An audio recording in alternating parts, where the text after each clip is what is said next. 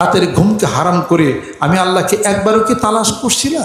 ওয়াল মুস্তাগফিরিনা বিল আসহার, আল্লাহ পাক বলেন রাতের গভীরতা, নীরবতা, নিস্তব্ধতা যখন নেমে আসে, ইন্না নাশিয়াতাল লাইলি হিয়া আশাদ্দু ওয়াকআম ওয়া আকওয়ামু কিলা, আর রাতের শেষ রাত্রে যে যারা ক্রন্দন করে আমি আল্লাহকে ডাকে, আমি আল্লাহ পাক বলি হাল মিন মুস্তাগফিরিন ফাগফিরিল্লাহু, আসো কি কেউ তার জীবনের গুনাহকে মাফ করে নেবে?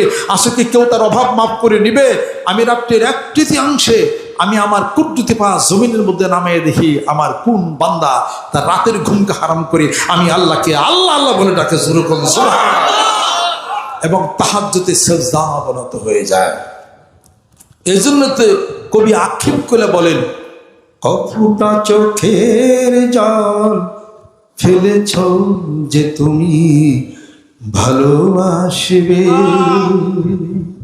কয় ফোঁটা চোখের পানি ফেলাইছ, আল্লাহর ভালোবাসার দাবি করো, একবার কবরে গেলেই তোমার জন্য বেস্ট রেডিও তোমার জন্য আছে, কিছু না কিছু তোমাকে উজান ফেলতেই হবে।